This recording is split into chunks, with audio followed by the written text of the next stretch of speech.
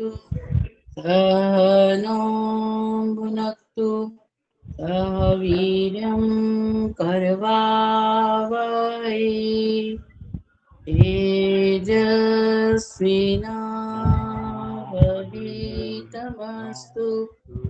मा विद्विषावहै। ॐ शान्तिः शान्तिः शान्तिः।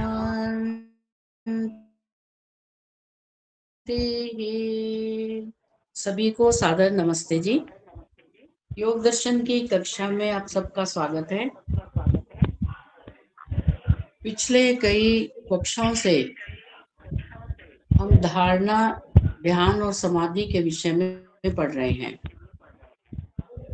और साधकों के लिए ये एक प्रेरणा की बात है कि जो साधक समाधिस्थ होता है उनमें क्या परिवर्तन आते हैं। अक्सर समाज में चर्चाएं होती हैं कि कैसे पता चले कि कोई व्यक्ति ईश्वर के बताए मार्ग पर चल रहा है। तो महर्षि पतंजलि ने और हमारे स्वामी जी ने, सतपति महाराज जी ने कुछ अनुभव बताए कि किस प्रकार से समाधिस्थ व्यक्ति में परिवर्तन आते हैं। तो जिन साधकों ने उसे ध्यान से पढ़ा है वो इस विचार को अपने भीतर सूक्ष्मता से उसका मनन चिंतन करें, उसको खंगाले कि जो साधक परमात्मा की व्यवस्था से ईश्वर को जान लेता है और समस्त प्रकार के राग द्वेषों से छूट जाता है, ईश्वर की आज्ञा का पालन करके, यम नियमों का कठोरता से पालन करके जब वह समाधिस्थ होता है, ईश्वर को जानता है, स्वयं को जानता है, तो उसे किस प्रकार से आनंद की अनुभूति होती, उसमें क्या क्या परिवर्तन आते हैं।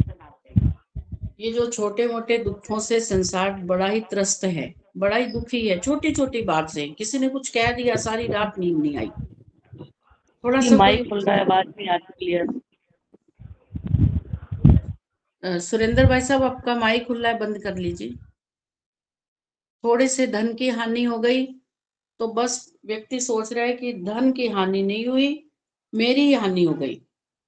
कोई आत्मा में से ही कुछ निकल गया, आत्मा का ही कोई टुकड़ा ही निकल गया,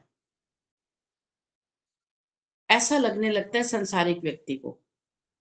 लेकिन जब हम ईश्वर के मार्ग पर चलते हैं तो ऋषि दयानंद ने बड़ी अच्छी एक रूपक बांध दिया कि पहाड़ जितना दुख, कि बड़े से बड़ा दुख भी साधक को राई जैसा लगता है, क्योंकि वो बात को समझ गया कि जब हम संसार के साथ जुड़े जुड़े रहेंगे तो हम दुखों से तो बच ही नहीं सकते। ये तो बिल्कुल असंभव है कि हम संसार के साथ संबंध बनाए रखें और फिर हम सुखी रहें सदा, ऐसा नहीं हो सकता। तो साधक को ये अनुभूति होती है और साथ साथ गर्मी सर्दी की भी कम अनुभव होता है, उसे कम लगता है गर्मी सर्दी। कहने का तात्पर्य है कि ईश्वर के मार्ग पर चलने से जो जो हमें लाभ प्रतीत होते हैं, लाभ होते हैं, साधक को लाभ हुए, उन्होंने यहाँ पर अपने अनुभव के रूप में लिखा। उन्हें हमें अच्छी प्रकार से पढ़ना चाहिए, उससे हमें प्रेरणा मिलती है। क्योंकि कुछ लोगों के मन में ऐसी बात तो आती होगी कि ये तो मार्ग बड़ा कठिन है, पता नहीं इससे प्राप्ति भी होती है या नहीं, और प्राप्ति होती है तो क्या प्राप्ति होती है। तो ऐसे साधकों ने अपने अनुभव लिखे कि देखो ये प्राप्ति होती है। तो धारणा, ध्यान और समाधि, महर्षि पतंजलि ने इन तीनों को अगले एक सूत्र में एक कर दिया। धारणा, ध्यान और समाधि को एक ही बता दिया। आज हम वो पढ़ेंगे। सूत्र संख्या 4, विभूतिपाद। त्र्यम एकत्र संयमः। त्रयम, त्रयम मतलब धारणा, ध्यान, समाधि, ये तीनों को, इन तीनों का एकत्र एक विषयक होना संयम है। इन तीनों का एक विषय होना, कैसे एक विषय होना अभी वो आगे बताएंगे। लेकिन धारणा, ध्यान, समाधि को संयम कह दिया।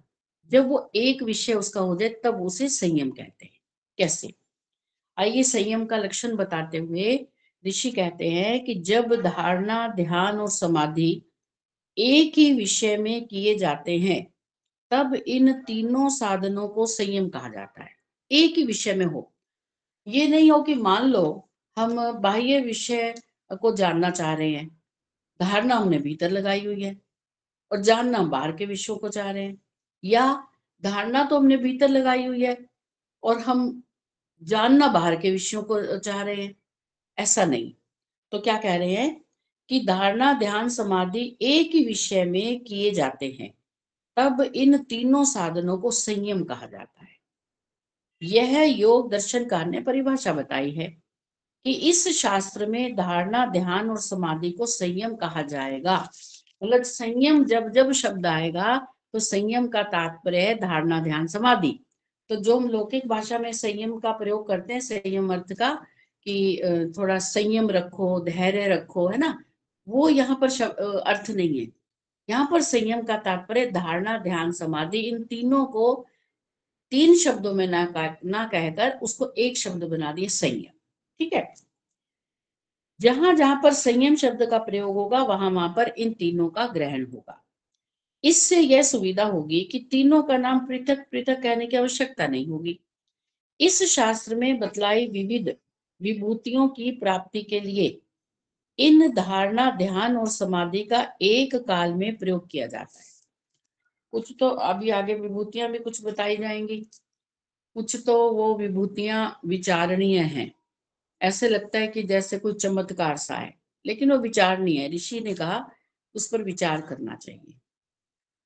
और यहाँ कह रहे हैं कि जो धारणा, ध्यान और समाधि है जिसे संयम कहा गया है, इसे विविध विभूतियों की प्राप्ति के लिए प्रयोग किया जाता है। अर्थात जब धारणा, ध्यान, समाधि पराकाष्ठा पर हो, अर्थात ठीक प्रकार से जैसा शास्त्र कह रहा है, तो फिर कुछ विभूतियां प्राप्त होती हैं। ठीक है। तो विभूतियों को हम ऐसा चमत्कार शब्द नहीं कह सकते। तो यहाँ पर विभूतियां बताई जाए। अच्छा, एक विचार करके देखो कि एक व्यक्ति संसार की दौड़ में बड़ा दुखी है, धन पाना चाहता है, धन मिल नहीं रहा, सुख पाना चाहता है, सुख प्राप्त नहीं हो रहा, फिर भी सुख के पीछे लगा हुआ है। अपने जो रक्त संबंधी हैं उनसे आशा लिए हुए कि मुझे बड़ा सुखी करेंगे, लेकिन उनसे दुख की प्राप्ति हो रही है, फिर भी वो उनके साथ बंधा हुआ है। आर्थिक रूप से भी दुखी, सामाजिक रूप से भी दुखी, परिवार की तरफ से भी दुखी, मानसिक रूप से भी दुखी। वो दुखी व्यक्ति यदि परमात्मा की आज्ञा का पालन करके अपने जीवन का सुधार कर लेता है और उससे आनंद की प्राप्ति होने लगती है, तो उसके लिए तो एक चमत्कार वाली बात है कि जहां मुझे सुख दिखाई दे रहा था, जहां मुझे ऐसा लग रहा था कि धन प्राप्ति के बाद अब मैं सुखी हो जाऊंगा, अब विवाह के बाद मैं सुखी हो जाऊंगा, एक मेरा मेरा ध्यान रखने वाली कोई आ जाएगी, मेरे पुत्र हो जाएगा तो मैं बड़ा सुखी हो जाऊंगा, घर बना लूंगा, बहुत बढ़िया महल खड़ा कर लूंगा, तब मैं सुखी हो जाऊंगा, खूब बैंक बैलेंस हो जाएगा, सुखी हो जाऊंगा। लेकिन ये देखा कि इन सब में सुख नहीं है। और सुख कैसे प्राप्त हो रहा है? परमात्मा की आज्ञा का पालन करके। तो आप विचार करके देखो कि जब एक साधक धारणा, ध्यान, समाधि का प्रयोग करके अपनी स्थिति को उच्च स्तरीय बनाता है, अपने जीवन में धारण करता है संयम को, तो उसकी स्थिति एक संसारिक व्यक्ति से कहीं ऊंची होती है। उसके लिए तो विभूति हो गई, उसके लिए तो एक प्राप्ति हो गई कि मुझे एक ऐसी वस्तु, ऐसा सुख प्राप्त हो रहा है जो मुझे समाज में प्राप्त नहीं हुआ। उसके लिए तो एक ऐसी एक प्राप्ति हो गई जिसकी वो इच्छा संसार से कर रहा था, लेकिन वहां प्राप्त न होकर उसे परमात्मा के सानिध्य से प्राप्त हुई। बस यही आगे बता रहे हैं। अब देखिए,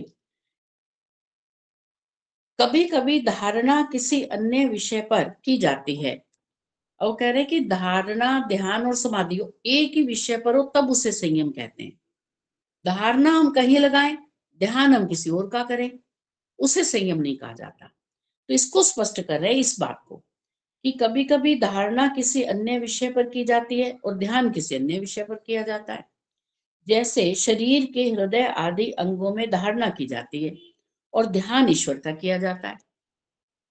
भाई धारणा तो लगा ली किसी अंगों में और ध्यान हम ईश्वर का कर रहे हैं।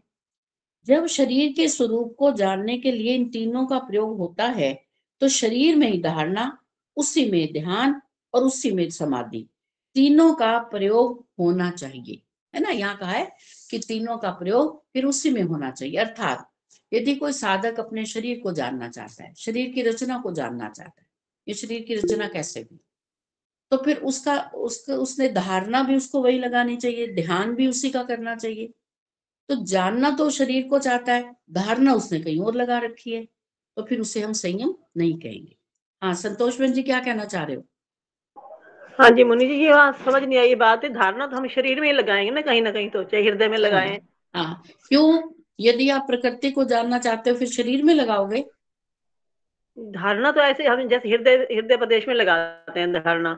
नहीं नहीं, जब आप प्रकृति को जानना चाहते हो तो प्रकृति को देख के उसमें धारणा लगाओगे या फिर भी आप हृदय में लगाओगे?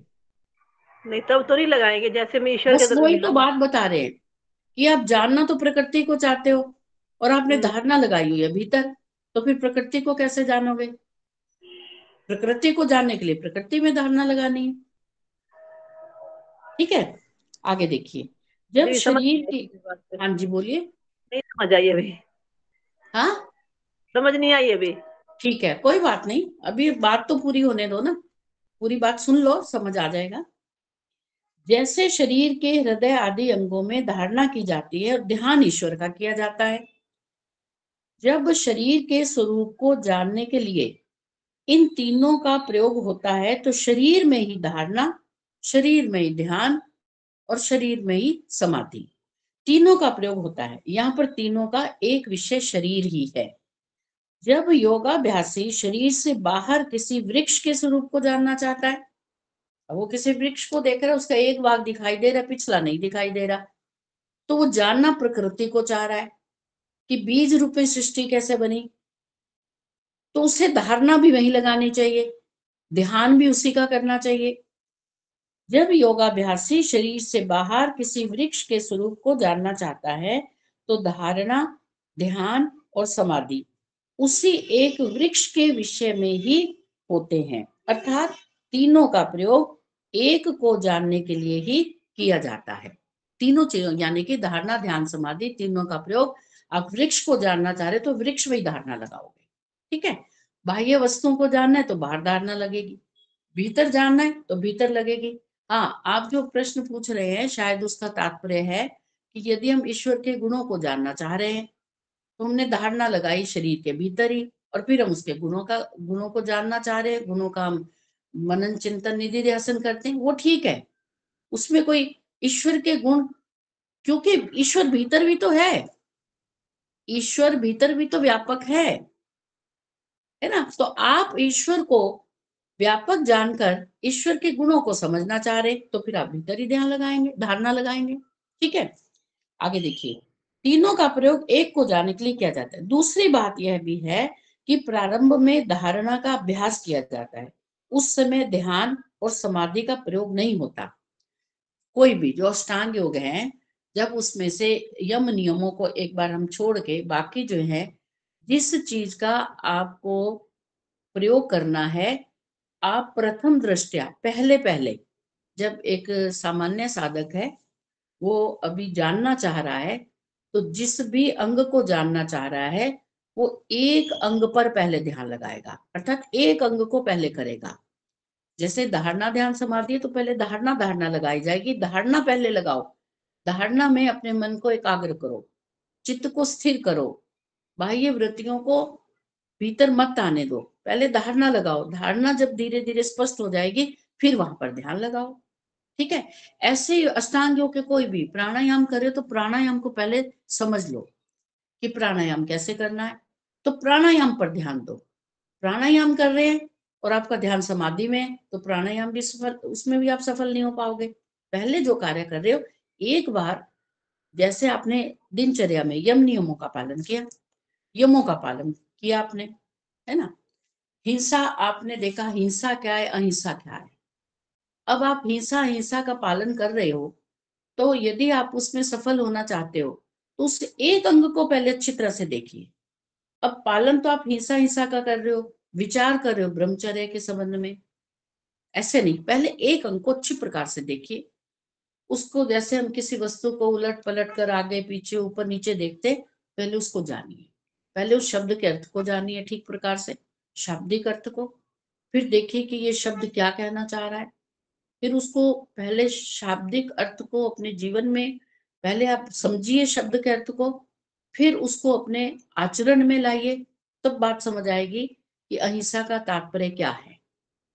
अहिंसा शब्द बोलकर ऋषि अष्टांग योग में पहले ही यम के द्वारा हमें क्या समझाना चाह रहे हैं। वाचनिक रूप से भी हिंसा होती है, कर्मों से भी हिंसा करते हैं हम, हाथों से भी यानी कि कर्मों से भी हिंसा करते हैं, मन से भी हिंसा करते हैं। तो क्या कहना चाह रहे हैं, तो किसी भी अंग का प्रयोग हम लगातार तब करते हैं जब एक एक सीढ़ी पर हमने खूब परिश्रम किया हो, एक एक सीढ़ी पर एक एक उस अंग को, अंग के अलग अलग भागों को अच्छी प्रकार से जान लिया, समझ लिया हो, फिर आगे चलो। फिर उसको समझ लिया, फिर आगे चलो। फिर जब समझते गए, जैसे एक पहली सीढ़ी में समझा, अब दूसरी पे चढ़ गए, दूसरी को अच्छी तरह से समझा, फिर पहली दूसरी को दोनों को करो। फिर तीसरी पे आए, फिर पहली दूसरी तीसरी तीनों को, तीनों का विचार करो। तो ऐसे ऐसे करते करते फिर आप धारणा, ध्यान और समाधि तक पहुंच पाएंगे। प्राणायाम को भी देखो, जो जो कुछ भी हमें बताया अष्टांग योग के माध्यम से, उन सब का अच्छी प्रकार से चिंतन करना है। केवल वाचनिक रूप से नहीं कि हमें तो आ गया, यम नियम बोले, हम बोल सकते हैं, शब्दों को बता दिया हमने, इसके इसे यम कहते हैं, इन्हें नियम कहते हैं, बस आगे समझ, ऐसे नहीं। उसे अपने जीवन में आचरण में लाने का प्रयास करना है। दूसरी बात यह है कि प्रारंभ में धारणा का अभ्यास किया जाता है, उस समय ध्यान और समाधि का प्रयोग नहीं होता। एक उदाहरण दे दिया, ऐसे अन्य अंगों पर भी इसको घटा लेंगे। इसलिए एक काल में एक विषय में जब इन तीनों का प्रयोग होता है, तब इनको संयम शब्द कहा जाता है। ठीक है, ये बताना चाह रहे हैं कि जब हमने धारणा लगाई, तो धारणा विषय में पहले सिद्धि प्राप्त कीजिए, फिर ध्यान में कीजिए, फिर धारणा और ध्यान में करें, फिर समाधि में करें, फिर धारणा ध्यान और समाधि में करें। जब धारणा ध्यान और समाधि एक विषय पर हम तीनों का प्रयोग करते हैं, तो उसे संयम कहते हैं। ठीक है, कुछ समझ आया संतोष बहन जी? जी, अब आ गया। मैं ये सोच रही थी कि समाधि तो ईश्वर के लिए ही लगाई जाती है ना, बाहरी के वस्तु के लिए हम समाधि शब्द उसका इस्तेमाल कर सकते हैं, समाधि शब्द का। समाधि शब्द से तात्पर्य क्या है? समाधि शब्द आते ही आपके मन में आता है कि कोई एक व्यक्ति ऐसे बैठा हुआ है, बस उसको समाधि कहते हैं। ऐसा नहीं है। समाधि का मतलब है सम्यक ध्यान। ठीक है जी, आप ठीक है। यदि संसारिक किसी कार्य को बड़े ध्यान पूर्वक कर रहे हैं, तो वो भी समाधि है। बच्चे ठीक। जब अपनी वार्षिक परीक्षा देने जाते हैं, और हम माता पिता भी कहते हैं ध्यान से पेपर को पढ़ना, वहां की टीचर भी कह रही है कि पहले पेपर को ध्यान से पढ़ो, ये वही तो ध्यान है। ये हाँ, ध्यान कोई अलग से नहीं है कि ध्यान ठीक से इसको पढ़ो। ठीक है ना, तो बच्चे ने ध्यान से पढ़ा, अभी ध्यान से इसके उत्तर देना। धारणा, हम ऐसा शब्द नहीं बोलते कि अब परीक्षा पत्र में धारणा लगाओ। धारणा क्या लगानी है कि ध्यान पूर्वक इसको पढ़ो और इन प्रश्नों को हल करो। तो सम्यक समझ। ध्यान, है ना, सम्यक रूप से किसी भी कार्य को करना। यहाँ पर हम चूंकि आध्यात्मिकता का हम पठन पाठन कर रहे हैं, तो इसलिए समाधि शब्द आते ही हमारे मन में आता है कि बिल्कुल सीधे बैठ जाओ, प्राणायाम करो, आसन की सिद्धि करो, बस इसे समाधि कहते हैं। ऐसा नहीं, अभी आगे भी बताएंगे, पीछे भी बताया कि जब एक साधक ठीक प्रकार से परमात्मा की आज्ञा का पालन करता है, तो फिर आवश्यक नहीं है कि वो इस स्थिति को बनाकर रखे, वो खुली आंखों से भी समाधि लगाता है। समाधि का मतलब ध्यान लगाना। तो खुली आंखों से भी प्रकृति को देखता है, आनंदित होता है कि परमात्मा की कृपा देखो, परमात्मा की व्यवस्था देखो, कितनी सुंदर व्यवस्था से प्रकृति बनाई है ना। तो ध्यान पूर्वक परमात्मा की व्यवस्था को देखना, वो भी तो समाधि है, उसको जानना। ठीक है, चलिए अब ये सूत्र पढ़ लिया। इसमें मुख्य बात यही बताइए कि जब धारणा, ध्यान और समाधि, इन तीनों को हम एक ही विषय पर प्रयोग करते हैं तो उसको संयम कहते हैं।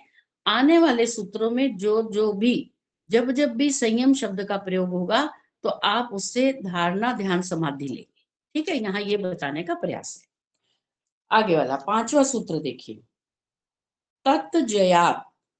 तत्जयात प्रज्ञालोकः, उस संयम के सिद्ध होने से।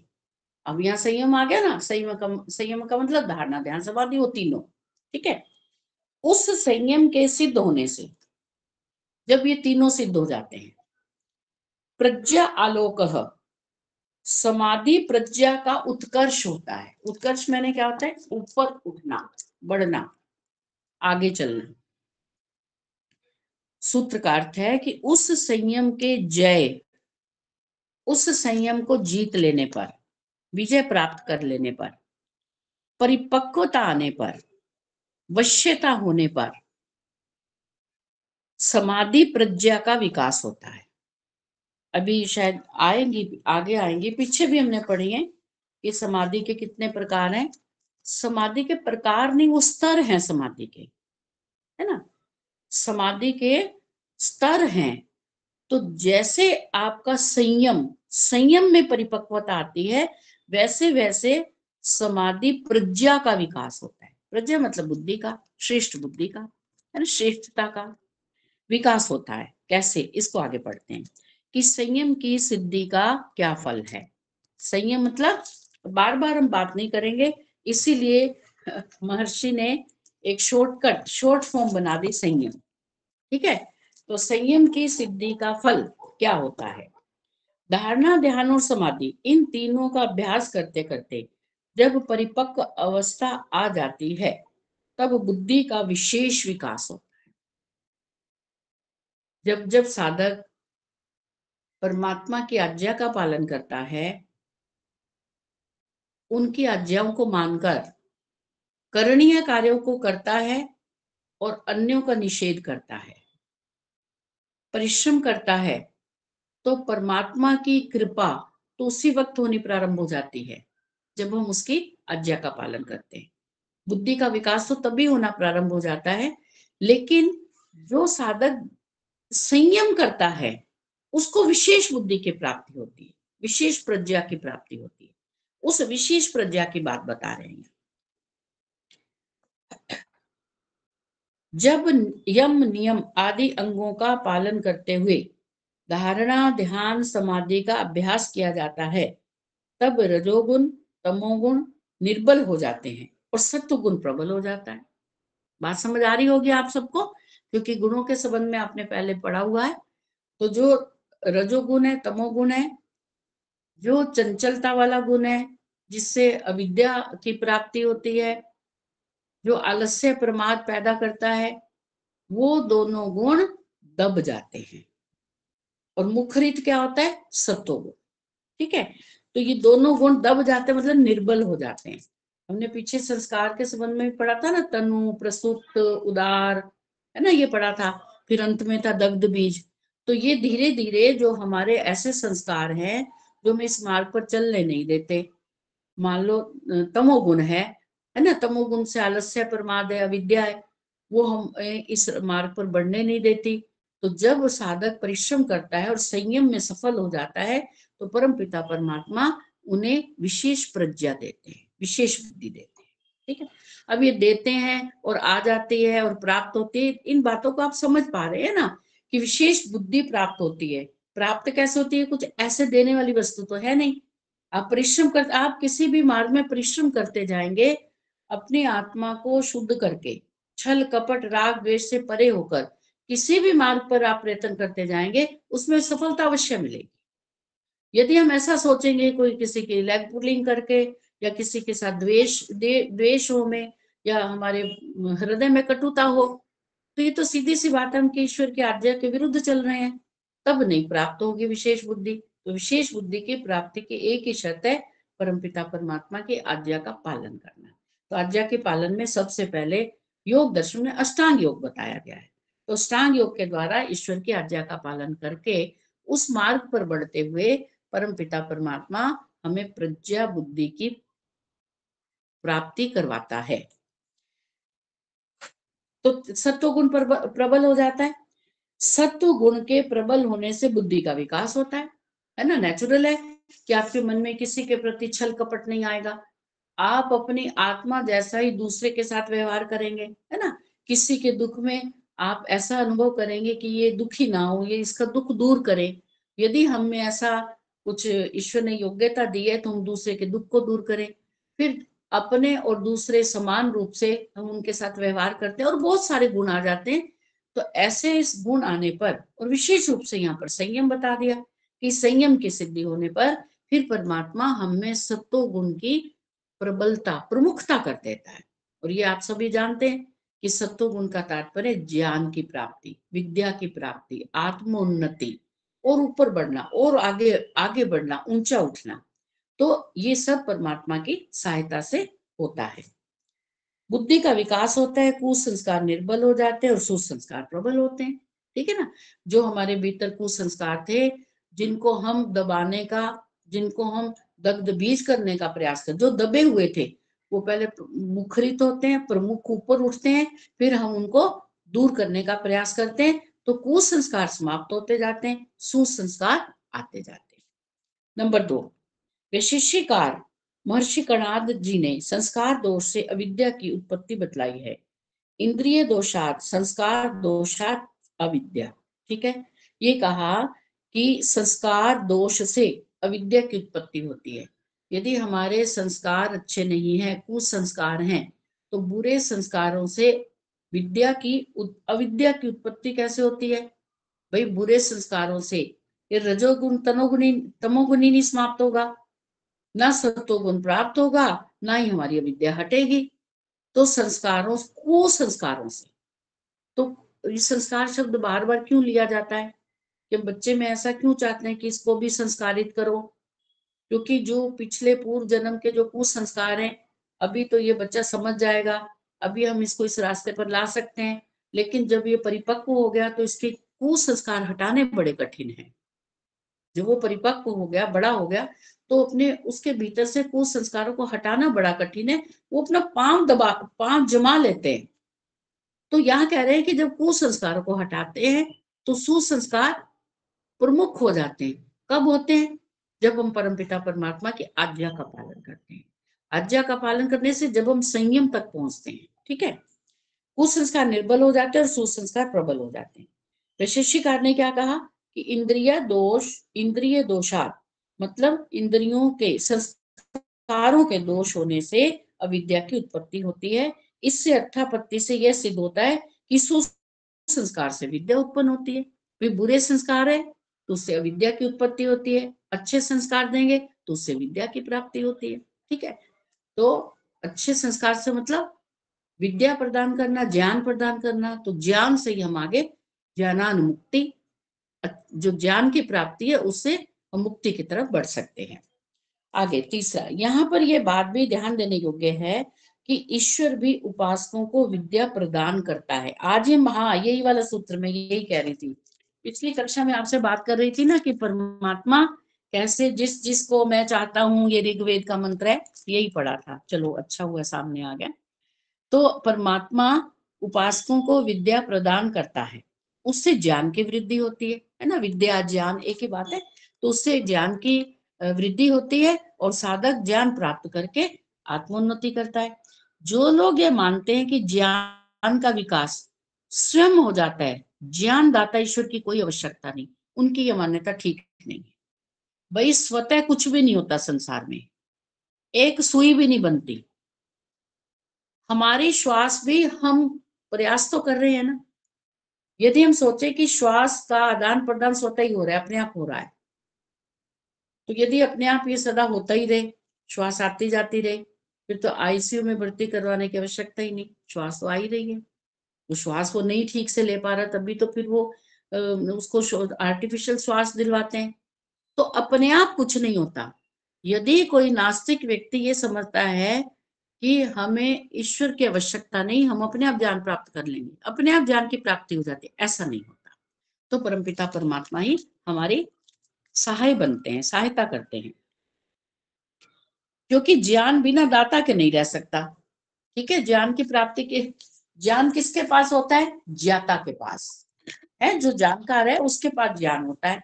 तो ज्ञान ज्ञाता के पास रहता है, इसलिए ज्ञान का आधार ईश्वर है। तो ज्ञाता कौन है? सबसे बड़ा दाता भी ईश्वर है और ज्ञानवान भी ईश्वर है। तो परमात्मा है सबसे बड़ा ज्ञाता। तो परमात्मा सबको जानता भी है और देने वाला भी वही है। तो इसलिए ज्ञान का आधार ईश्वर है। हाँ, ऐसा नहीं है।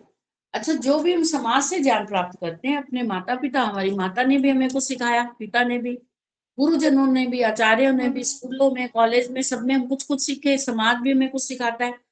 लेकिन जो भी कुछ व्यक्ति सीखा हुआ है उसका आधार ईश्वरीय है।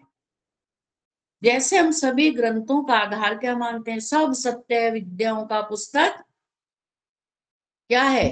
वेद। सब सत्य विद्याओं का पुस्तक वेद है। जैसे वेद को आधार मानते हैं, वैसे ही सब ज्ञान देने वाला दाता ईश्वर है, परमात्मा है। इसलिए ज्ञान का आधार ईश्वर है और उसके द्वारा प्रदत्त ज्ञान से ही जीवात्मा सफल होता है। वेद में ईश्वर ने कहा भी है। देखो, इस मंत्र की हम बात कर रहे थे, ऋग्वेद के मंत्र की। यम कामये तम मुग्रम कृणोमि तम ब्राह्मणम तम ऋषिम तम सुमेधाम। भावार्थ, मैं जिस जिसको चाहता हूं उसको बलवान करता हूं, और जिसको चाहता हूं उसको ब्रह्मा चतुर्वेद वित्त बनाता हूं, और जिसको चाहता हूं उसको ऋषि, और जिसको चाहता हूं उसको उत्तम बुद्धि से युक्त करता हूं। इसलिए प्रज्ञा लोक की सिद्धि होती है।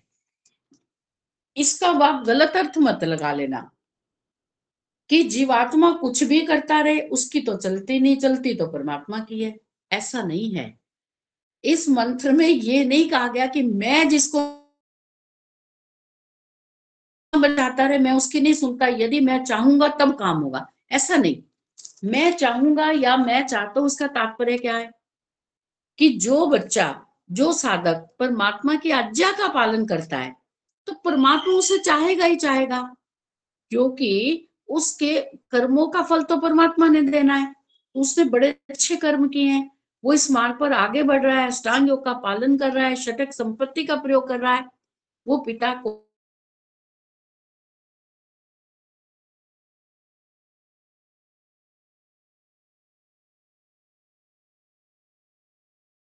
उसकी आज्ञा का पालन करके वो अपने दोषों को दूर कर रहा है, गुणों को आदान कर रहा है, तो परमात्मा उसी को तो चाहेगा।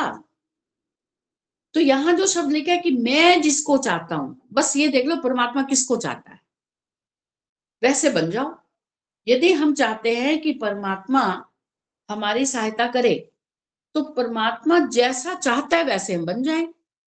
तो परमात्मा ने कहा कि मैं जिसको चाहता हूं उसको ये देता हूं, तो बस वो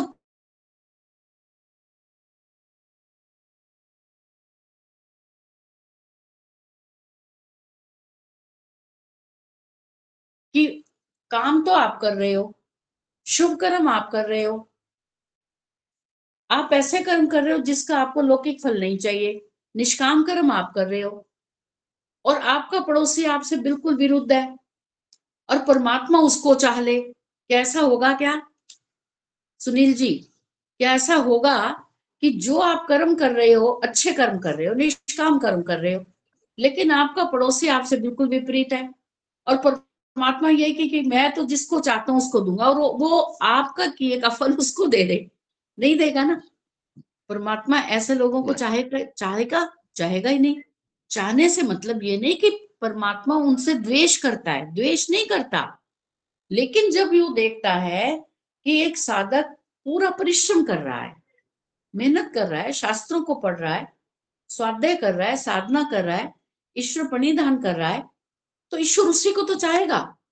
इसलिए इस मंत्र में कहा कि मैं जिसको चाहता हूं, बस जिसको मैं अपना अपना नाम फिट कर लो। यदि ईश्वर से कुछ प्राप्त करना है, तो जिसको के स्थान पर अपना अपना नाम लिख लो कि मैं सुनील जी को चाहता हूं। मैं ईश्वर बहन जी को चाहता हूँ और सब कुछ मैं उसे दूंगा, तो इसमें कोई पार्शलिटी नहीं है, कोई अन्याय नहीं है। तो ईश्वर जिसे चाहता है उसे क्या क्या देखो बना देता है, उसको ब्रह्मा बनाता हूँ, और जिसको चाहता हूँ उसको ऋषि बना देता हूँ, और जिसको चाहता हूँ उसको उत्तम बुद्धि से युक्त करता हूँ। इसलिए प्रज्ञा लोक की सिद्धि होती है। अब हम कहें जी परमात्मा तो ऋषि दयानंद को चाहते थे, इसलिए उनको ऋषि बना दिया। अरे भाई, ऋषि की जीवनी तो पढ़ के देखो, ऋषि ने क्या क्या कार्य किए, कितना कठिन तप किया। एक लगन लग गई थी कि मुझे ईश्वर को जानना है, बस मुझे उसको जानना है। सबको पीछे छोड़ते चले गए, घर परिवार धन दौलत ऐश आराम मान सम्मान सब छोड़ दिया। मृत्यु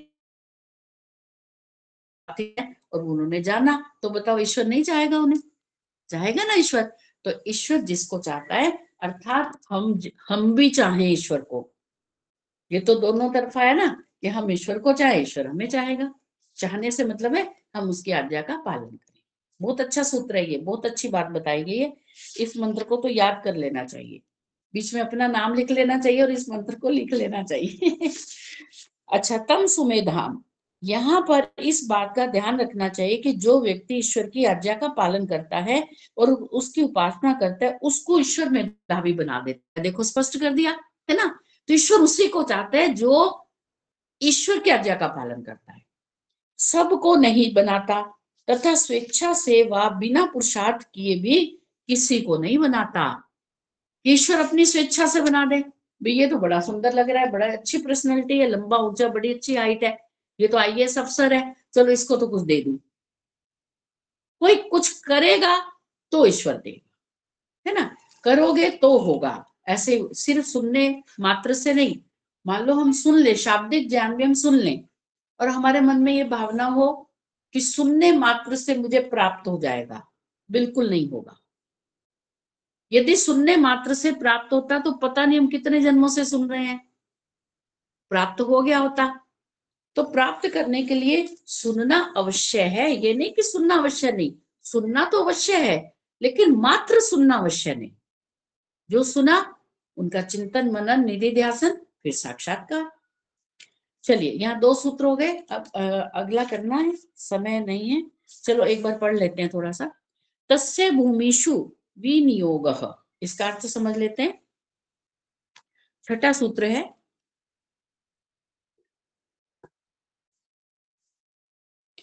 तस्य, तस्य मतलब उसका, जो पीछे बताया, पहले धारणा ध्यान समाधि बताई, फिर उसको संयम कह दिया, अब बोला कि तस्य, तस्य मतलब उसका, किसका? संयम का। उस संयम का भूमिषु, योग भूमियों, अवस्थाओं में। भूमिषु मतलब जो योग की भूमिया, योग की भूमिया भी बताएंगे, योग का स्तर समझ लो, है ना, जो योग का स्तर है, योग की भूमियों में या योग के स्तर में या अवस्थाओं में विनियोग प्रयोग करना चाहिए।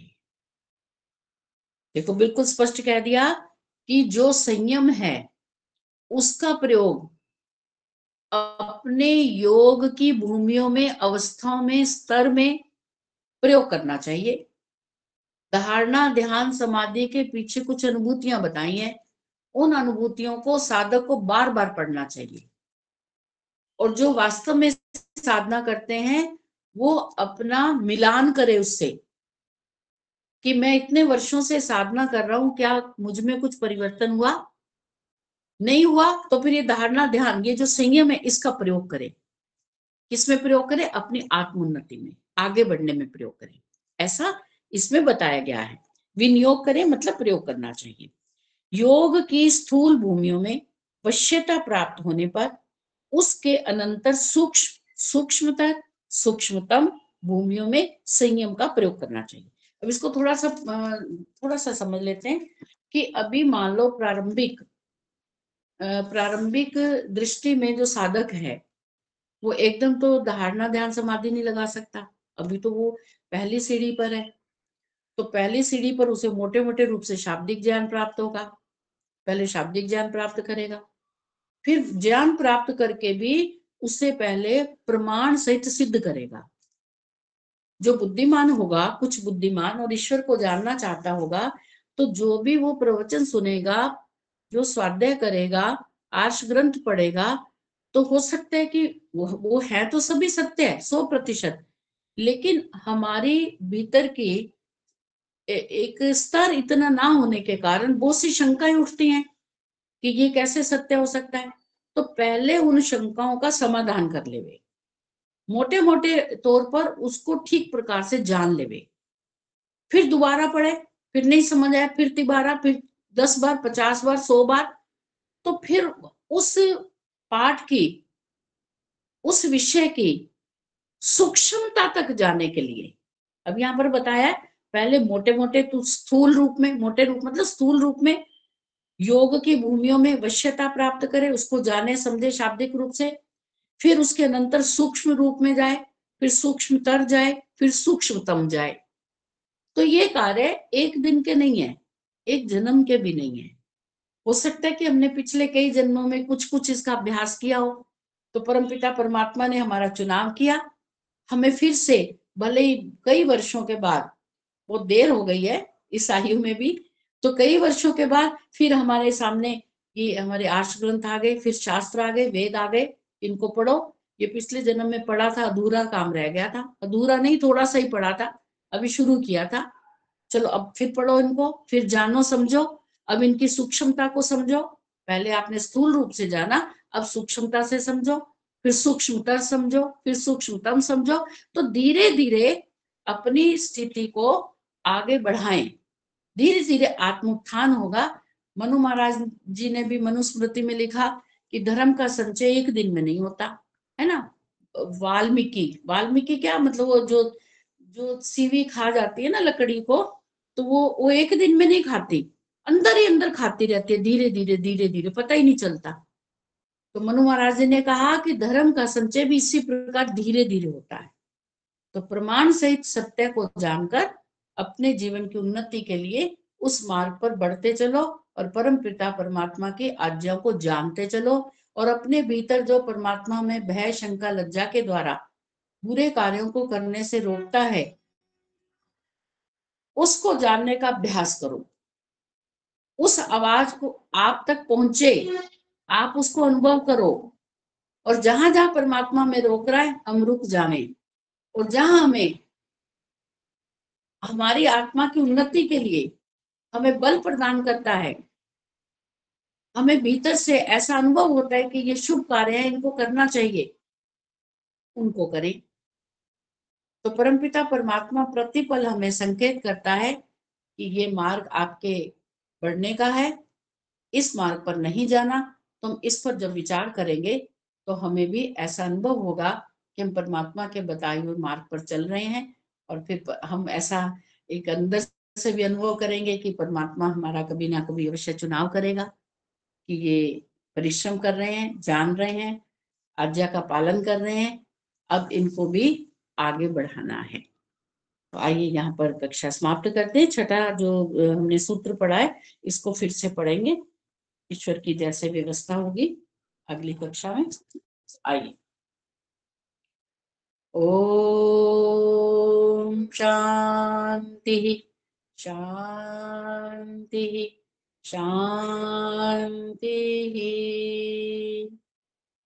परमपिता परमात्मा का धन्यवाद, आप सबका धन्यवाद, डॉक्टर साहब का विशेष धन्यवाद, सबको सादर सप्रेम नमस्ते। ओ